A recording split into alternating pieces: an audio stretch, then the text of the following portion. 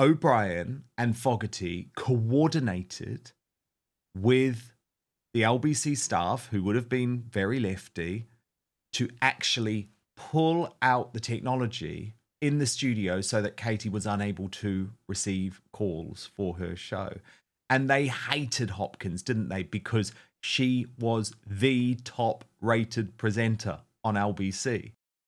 The countdown of the 50 worst people in the UK continues. At number 44, LBC's demonic hypocrite, Shelagh Fogarty, a new entry.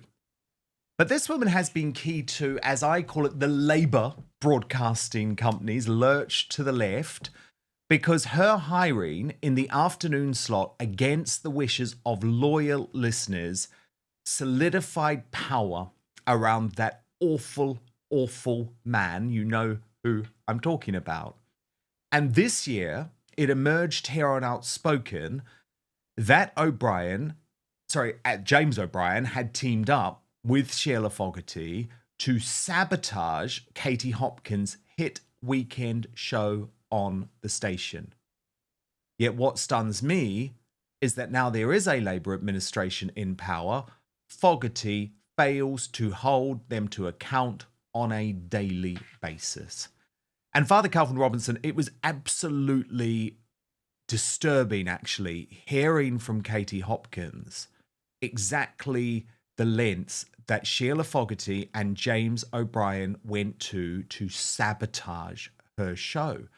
She would be presenting on I think it was a Saturday or a Sunday morning, Katie Hopkins, and she told the Getting There podcast that O'Brien and Fogarty coordinated with the LBC staff, who would have been very lefty, to actually pull out the technology in the studio so that Katie was unable to receive calls for her show.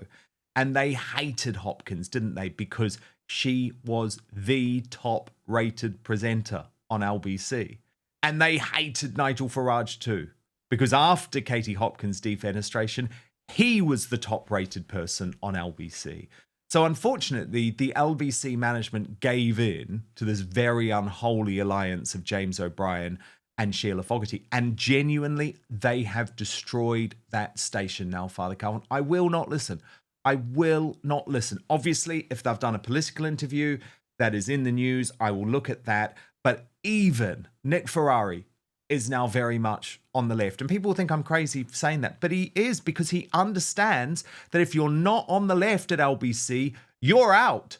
I mean, Ian Dale is now so far on the list, I find it extraordinary that he can describe himself as a conservative, either big C or small C. It is funny. Pretty much every single presenter on LBC is left-wing. It's painful to listen to. I never choose to listen to it, but if I'm in the UK and I get a cab, you can be sure that they're going to have LBC on, and it's hard to stomach because it is so far left.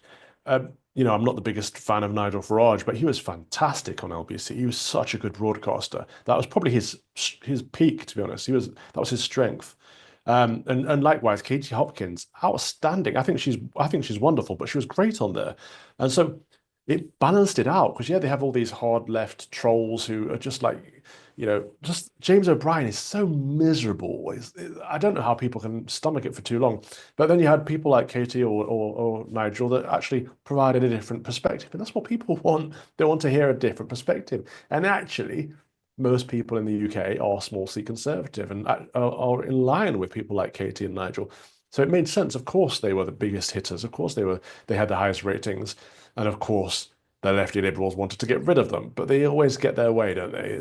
They have these big bandwagons, like what Carol Vorderman did with your show, with the petition, or they operate behind the scenes, being snide, like what they've done against Katie Hopkins and the technology. It's how the left operate. It's not a nice place. They're not nice people most of the time. And Shelagh Fogarty is an example of that.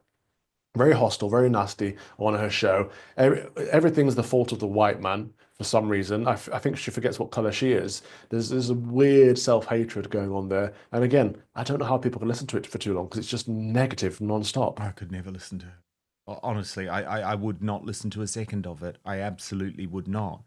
I guess in some ways, maybe the fact that LBC is just loud and proud now, though, as a hard left network is a good thing, because I think it hastens their demise, which speeds up this independent media revolution. I know I talk about it a lot, Father Coven, but it's not about me. It's about the fact that actually the only way to save this country in a similar way that the United States has been saved is for there to be a genuine revolution, which means no longer having the gatekeepers of a station like LBC. Because what is quite interesting about LBC, Father Calvin, is they will turn on their own if they stray too far in another direction. So we've seen both Carol Vorderman and Sangeeta Miska axed from the station this year because they were a little too left-wing. So it's very much like GB News, isn't it, on the right?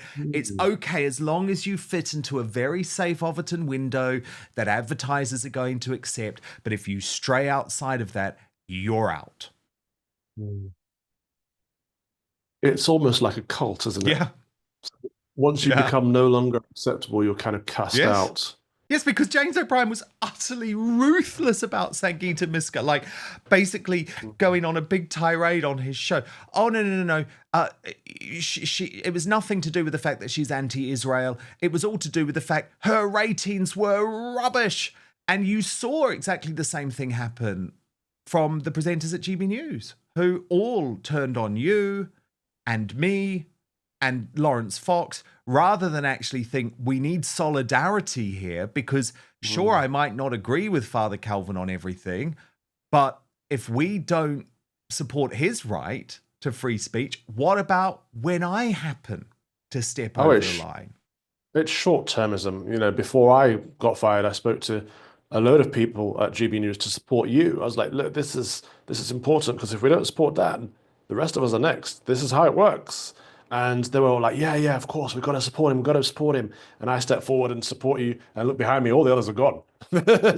so my head gets chopped off, but none of theirs do. Because at the end of the day, they're selfish and careerist and put their ambitions first. And that means, of course, that now, it's why Michelle Dewberry, right, never speaks about the vaccine on air, doesn't speak about Tommy Robinson on air, because she hides those views from the public because she knows that it makes her unacceptable with the management.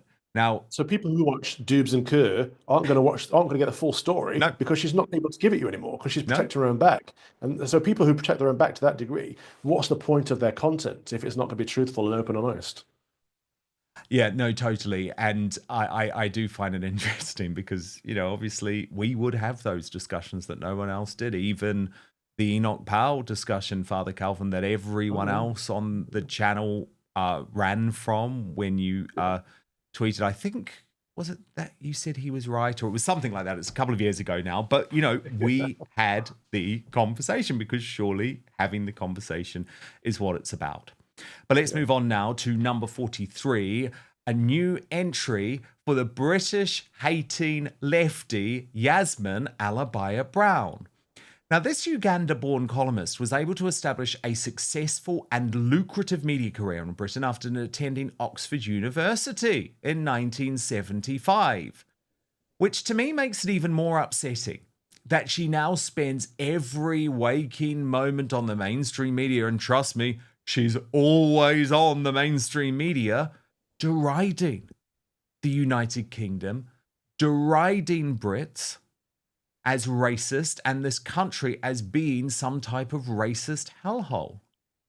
She's also deeply unpleasant about anyone who happened to vote for breakfast, and I believe she is a malign influence on British society.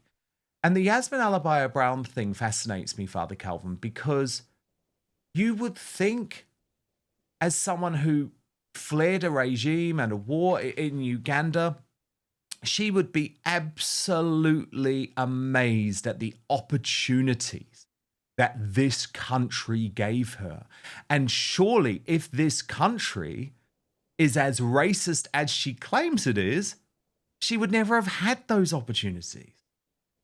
Absolutely. Once again, if you don't like the place that you're living, live somewhere else. If the United Kingdom is so racist and bad for brown people, why is there so many brown people in the UK standing there saying how racist and bad it is? It makes no sense to me. Yasmin is a prime example of this. She's such a nasty piece of work. I remember she slandered Lawrence live on air, and he made her apologize. But even her apology was merely mouthed. Like she couldn't bring herself to say it with her full chest.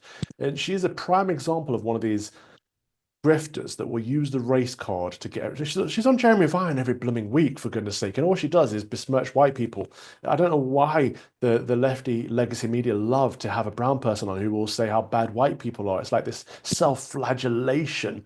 It is the United Kingdom is one of the most diverse countries in the world. It's one of the most inclusive countries in the world. It's one of the most equitable countries in the world. So the DEI lobby should be right at home, yet they're not. They can't. They somehow can never be happy.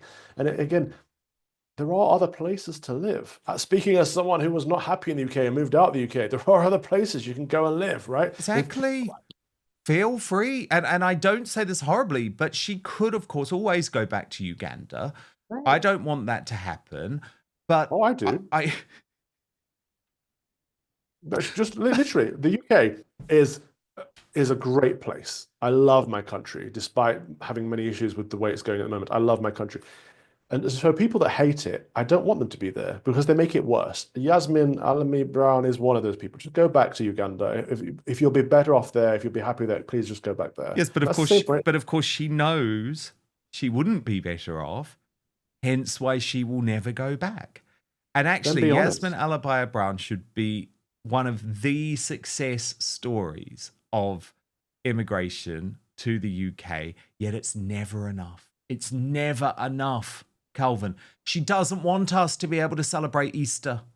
And the problem is we cannot allow that sort of malign influence to continue. But first, the reason you're watching this show is that it's becoming increasingly difficult to trust the mainstream media or so-called fact checkers who claim to determine which facts are true. And there's good reason for that, given the debate over free speech, the controversy surrounding Brexit, and how Trump and other politicians challenging the status quo are portrayed. But I have the solution. It's called Ground News, and it's the best way to stay informed and cut through media bias and narratives so you can get the facts for yourself. Go to ground.news/outspoken to check it out. But I want to show you this incredible website and app. Actually, it's a brilliant app. I've got it on my phone in action. So let's look at that speech earlier in the year from the US Vice President J.D. Vance, the Munich Security Conference. He tore into the European government. He tore into the UK. This is before the Oval Office meeting, but all about the despicable retraction of free speech. So what Ground News does is immediately collate the 361 sources covering the story into one place, and then its biased distribution service shows how the story is being covered by the media, but broken down by whether the outlets lean to the left or the right. You can then see every article about the topic broken down by the political position and ownership of the publication. So not surprisingly, Newsmax, GB News gave fair and accurate coverage in this case. The HuffPost and The Independent did not. What's more is that Ground News gets to know you personally, providing you with news stories you're interested in while also analysing your own biases. So my favourite feature is the blind spot feed. What it does is surface upwards of 20 stories every day that you might not be hearing about because of the corruption of the mainstream media. Look, I know the reason you're watching Outspoken is because you love the news, you're interested in the news, you know how important the news is, but you don't trust the legacy media to deliver it for you.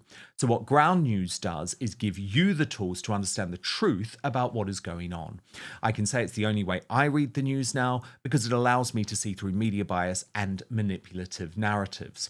Go to ground.news/outspoken to check it out. You can subscribe through my link for 40% off the Vantage plan, which is what I use for unlimited access. Couple of quick notes too. Ground News, subscriber funded, and supporting my sponsors also supports my work. So for less than a Netflix subscription, you can get all the world's news in one place and think for yourself. It really is a game changer if you're a news junkie like me, which I reckon you are. So that's ground.news/outspoken. But now, back to the show. Dropping 3 positions on our list of the 50 worst people in the UK today. At number 42, the always hacked off actor, Hugh Grant. The now legendary Miserable Victim Act from Hugh took another twist over the past year after, surprise, surprise, he settled his legal case against Rupert Murdoch's British newspaper, even though he still tried to take the moral high ground. And his ongoing support of Prince Harry while attempting to limit freedom of the press because he never got over the indignity of being caught with his pants down with the prostitute Divine Brown makes him one of the most unpleasant actors in the country, which really is saying something. And the reason he's dropped just a little bit in the list this year, Father Calvin Robinson, is because this guy doesn't mean what he says. He folded, he took the money, Prince Harry folded, and they took the money. They weren't prepared to put it all on the line. What they did was waste a huge amount of time over many, many years. But at the end of the day, Hugh bottled it. The guy is all talk, and it's boring talk. It's like really lame talk. It's also, by the way, talk that is so outdated, Father Calvin, because it's like the whole world has moved on. Newspapers don't set the agenda anymore in a way like they used to. Yeah, that's part of the issue, isn't it? They operate in the old world where we have entirely moved on. X is the platform for news now, and they're still living in a newspaper world. Nobody subscribes to newspapers anymore. No one has them delivered. The only places they go these days are TV studios and airports. And so he's living in the past. But they always say, oh, we're in this for the long haul. We want justice. And actually what they want is a settlement because they're in it for the cash, if they were if they were entirely honest. But I remember he was a pain in the backside over Brexit, Hugh Grant, the guy who only ever plays himself. So he's not traditionally a good actor either. Exactly. He's just Hugh Grant. I mean, it literally doesn't matter what movie he's in. He's Hugh Grant. I remember he's just a slightly nicer version of Hugh Grant, though, Father Calvin, because Hugh Grant in real life is genuinely really unhappy and really miserable, as a lot of celebrities are. Right. He's a slightly more good-looking Boris Johnson is what he plays in every single movie. But yeah, he was trying to tell us all how to vote in the referendum, and that really stuck out to me because these celebrities, these actors, like, again, just create your art. This is why we follow you, for your art. We don't want politics from you. We don't want you to tell us how to vote and how to live our lives. It's a weird situation we have going on these days. We never used to have that. But he was one of the ones that got quite nasty about the referendum, because I don't know what benefits these actors get from the European Union. I know there are some financial benefits, but a lot of them were upset about potentially losing those, and Hugh Grant was one of them. Oh yeah, of course he was. I mean, at the end of the day, this is just because they can afford, Father Calvin, to sign up the globalist playbook, and it's never going to impact them. And didn't he say recently that London's gone down the pan? That's something I can agree with him on, though. He did. It was interesting, actually, but then immediately backed away from it because it was like, oh no, I can't be seen to be attacking Sadiq Khan. Again, the tribalism of the left. Like, I'm living in a S-hole. It's awful. I hate it, but I have to say I love it because it's diverse, right? And we've got a Mohammedan mayor, so it must be a good thing. Because remember, that's what got John Cleese sort of partly cancelled by the left in the first place when he spoke about England, but I think specifically London being unrecognisable. And I found it really interesting that Hugh Grant posted that, but then immediately ran away from the fact that he was making a political statement. It's like, who do you think has destroyed London? You idiot. London was thriving in 2012 when Boris Johnson was the mayor. Whatever you think of Boris Johnson as a prime minister, as a London mayor, he did a fabulous job. London was thriving. London is now coming close to being a third world hellhole, actually, in so many ways. And yet Hugh Grant thinks he can comment on that without making it political. No, it's completely political. The reason it's like that is Sadiq Khan, but the left feel like they have to support him because of his unique characteristics, which is the fact he is a Muslim. Knife crime's at an all-time high. In fact, all crime is at an all-time high. Burglaries go unresponded. Police don't investigate crime anymore. In fact, they're too busy knocking on your doors to ask you about social media posts. Yes. Or dealing with Lawrence Fox. It's absolutely ridiculous that we don't have bobbies on the beat anymore to address what is rising is gang crime and petty crime. And I mean, when you travel around a bit, you get to see because when you're in it, you don't recognize the change and how rapid it is. But when you come out and go back in, you see how bad it really is. And London is awful right now. On my last trip to London, I remember thinking how much it smelled, how dirty it was, and how I could walk around for an hour or two and not even hear a single English spoken word, never mind English accent. It's been taken over by the third world, unfortunately. Yeah, it's I feel so completely sorry unsafe. for people that still live in It's completely London. unsafe as well. And, you know, the Met Police think, oh, you know, that aspiring terrorist, that Pakistani Muslim rape gang, that murderer, that rapist, far, far too difficult. We're just going to put that in the too hard basket because Lawrence Fox has just sent a tweet. And that means we can assign 8 police officers to his house, get lots of attention. The left are going to love us. It is a joke. At number 41, our first Labour minister on the list.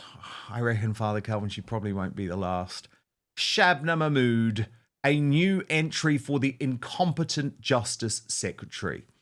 Two-tier Keir Starmer was always going to need a minister prepared to defend the indefensible. Step forward Mahmood, whose first year in the job has resulted in violent criminals being released early to offend again, and the introduction of state-sanctioned discrimination when determining sentences. She is a total disgrace.